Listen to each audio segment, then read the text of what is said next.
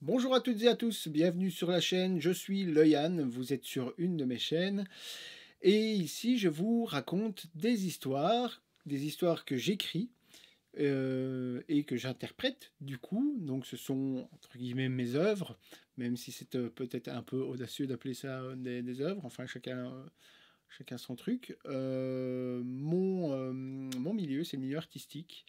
Même si je fais beaucoup d'autres choses et j'ai fait beaucoup d'autres choses dans la vie qui sont un peu éloignées de ça. Mais je suis donc auteur et interprète, en tout cas sur cette chaîne. Je proviens aussi du milieu du cinéma, un petit peu, et de la musique. Et donc, comme j'allais le dire, ici, je raconte des histoires que j'écris. Je vais aussi vous raconter des histoires peut-être qui sont issues de la culture, alors plus en Belgique, puisque je suis belge et je vis en Belgique. Un petit peu les légendes locales, les histoires locales, des choses un petit peu comme ça. Évidemment, je vais prendre les choses qui sont un petit peu sombres. Alors, les histoires que j'écris, elles touchent un petit peu à tout. Il faut se dire que ce sont des scènes. J'aime bien le préciser, puisque j'ai des textes qui peuvent être un peu, je vais pas dire osés, mais je peux expliquer une histoire d'un orage. Je peux expliquer l'histoire d'un équinoxe ou d'une saison. Tout comme je peux faire une scène où je vais donner l'impression de parler à un interlocuteur. Pardon. Le truc, c'est que je travaille seul. Donc, évidemment, j'ai pas de partenaire de scène. Mon partenaire de scène, c'est euh, c'est le cadre, en fait. Voilà.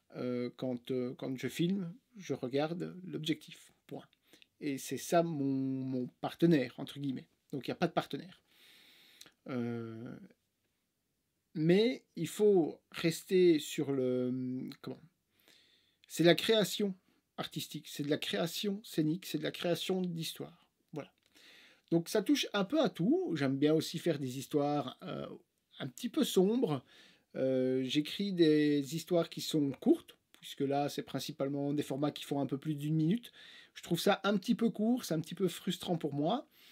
Mais c'est un format qui vient assez bien dans comment dans l'inspiration. C'est un format qui m'inspire et j'ai facilement ce format qui va faire 1 minute 40, 1 minute 50, 2 petites minutes, même si à côté j'ai des histoires qui font 3 pages. La seule chose qui me ralentit un petit peu dans le format, c'est la mémorisation, parce que je pars d'un point de vue artistique, ce qui est un peu un défaut dans l'immédiat. C'est-à-dire que pour expliquer un petit peu la façon dont je travaille, donc j'écris mon histoire, ça c'est mon inspiration du moment où si j'ai envie d'avoir un format un petit peu plus précis, je vais essayer de rester cadré là-dessus. Sinon, je travaille principalement avec ma mémoire. Et ça, c'est bien pour un artiste, c'est mauvais pour un youtubeur, parce que je poste ces vidéos sur YouTube, donc c'est du YouTube. Et YouTube, en fait, il nous demande d'être régulier. Et en fait, pas que YouTube. Le public aussi aime bien la régularité. Et comme je raconte des histoires, eh bien, c'est pour ça que je le mets un peu dans les titres. C'est pas mon objectif, en fait, d'endormir les gens. Mais c'est dans les moments où on a envie de se détendre que l'on va écouter plus que regarder ces histoires-là. Et le fait de travailler avec sa mémoire, ça demande beaucoup de temps. 1 page et demie, 2 pages de texte, ça va encore, même si ça prend du temps de le faire de mémoire, parce qu'évidemment, une fois qu'on va commencer à vouloir enregistrer, c'est à ce moment-là qu'on va se planter.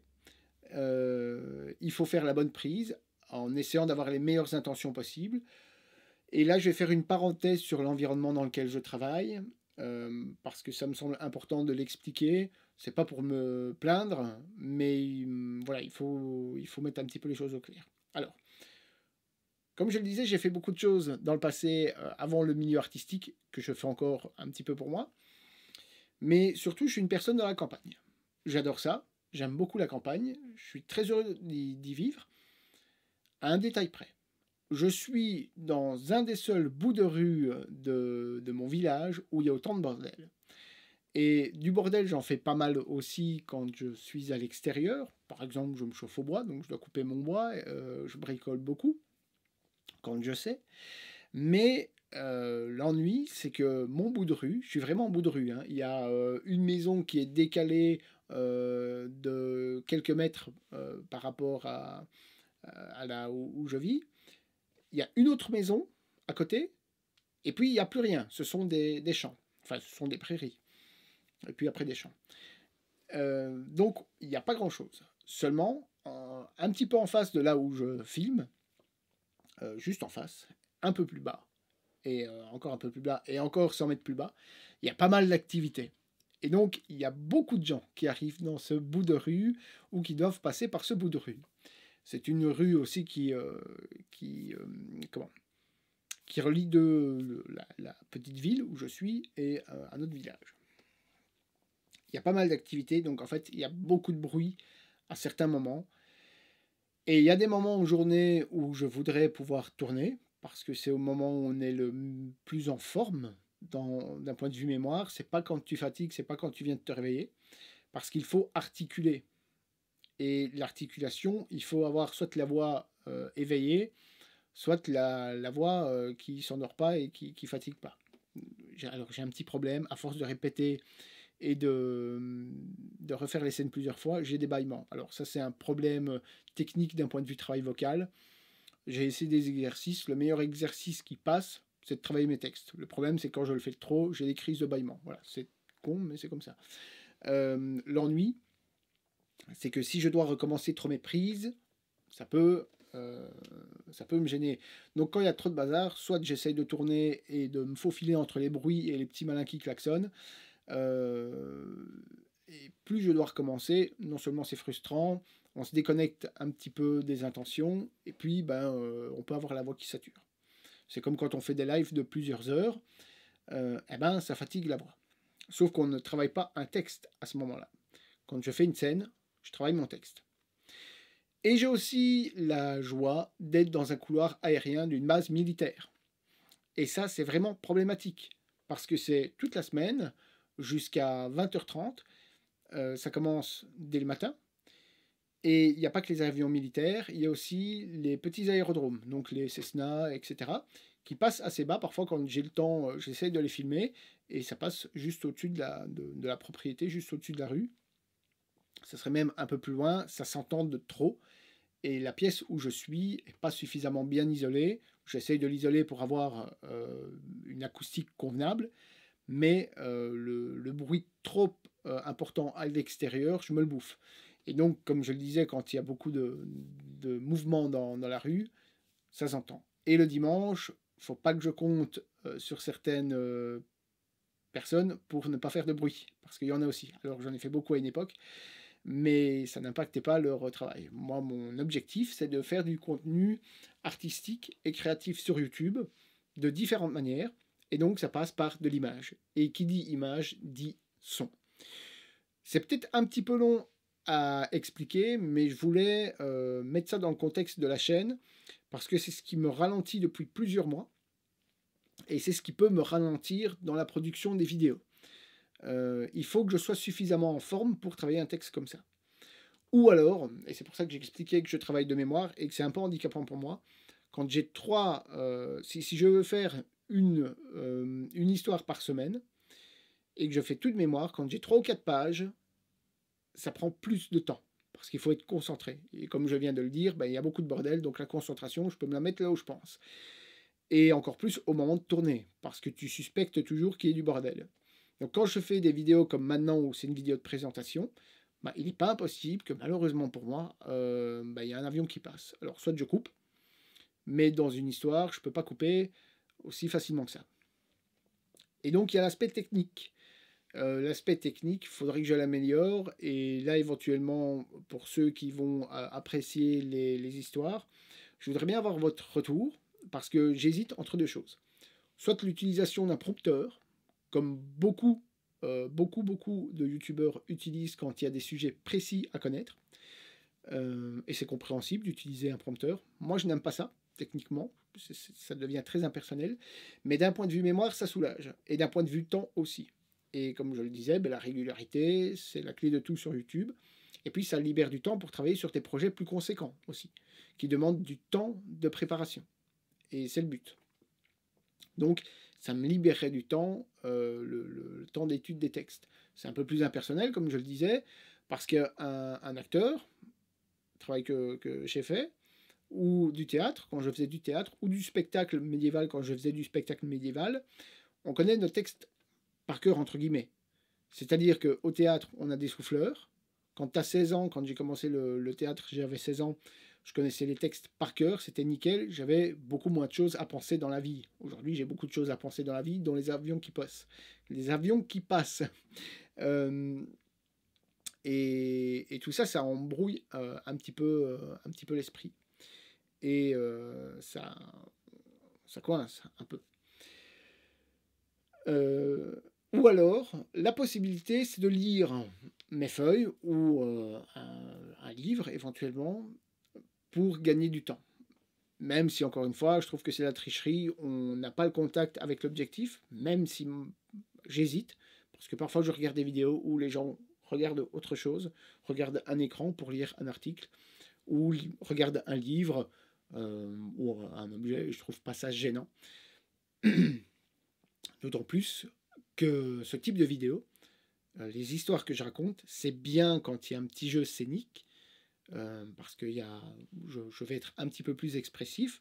Je vais essayer aussi d'avoir un regard un petit peu plus dirigé vers l'objectif. Là, je peux avoir un petit peu, quand je cherche mes mots, je peux avoir un petit peu le regard qui fuit. C'est pas grave. Mais quand c'est scénique, être un petit peu plus. Et quand c'est une histoire un peu plus classique, qui s'écoute plus qu'elle ne se regarde, ça serait peut-être pas gênant. Voilà. Encore une fois, j'aimais bien de l'expliquer. Si vous voulez en savoir plus sur la chaîne, vous pouvez me rejoindre sur Twitch. J'ai donc une chaîne Twitch qui n'a pas encore de vidéos qui sont restées en mémoire. Je fais pas beaucoup de live parce qu'il n'y a pas encore beaucoup de gens qui me suivent. En tout cas, pas pour mon contenu. La chaîne Twitch, c'est le Yann Off. Voilà. Donc le Yann off, si je ne dis pas de bêtises.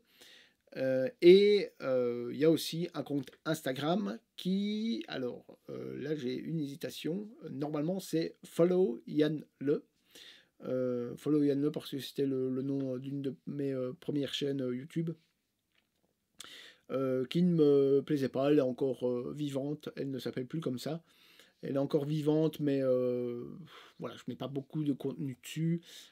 J'étais parti sur un principe, mais qui n'intéresse pas beaucoup les gens, donc je me suis dit, concentre-toi sur le contenu artistique, le contenu plutôt créatif, que sur un contenu un peu plus format YouTube, soit. Et donc dans les lives Twitch, je parle de la chaîne et on peut parler un peu de tout. Un petit peu de tout ce qui est autour du cinéma, puisque c'est quelque chose que j'apprécie beaucoup, autour de l'histoire, un petit peu autour de la musique, à savoir que je suis soit musique folk celtique ou soit métal, et métal assez costaud. Donc il faut aimer aussi un peu l'univers. Et qu'est-ce que je peux rajouter à ça? Et puis Instagram, c'est du contenu Instagram. Il faut que je m'y habitue un petit peu. Je suis pas hyper branché réseaux sociaux. Il y a une page Facebook aussi, c'est le même nom, Follow Yann Le. Et elle a besoin d'un gros nettoyage où je recrée une page Facebook le Yann, je ne sais pas encore. Mais toujours est-il que dans les jours et semaines à venir, après le post de cette vidéo, eh bien, il y a moyen de me suivre sur certains réseaux sociaux.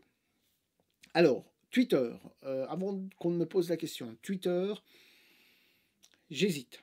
Voilà, j'hésite. Twitter, c'est beaucoup de la communication, enfin, c'est beaucoup du tweet écrit, et donc je ne vois pas trop le contenu que je pourrais apporter sur Twitter, si ce n'est le fait de pouvoir communiquer avec d'autres personnes, sur YouTube, enfin d'autres acteurs de YouTube, et d'échanger avec eux sur Twitter. Donc ça, pour le moment, c'est pas trop...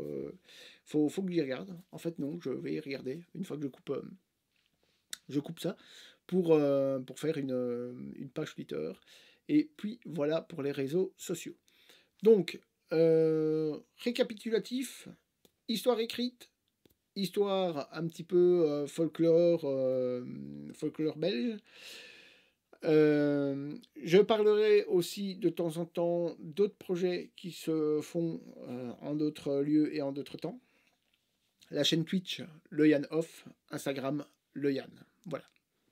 Je vous dis merci et à bientôt.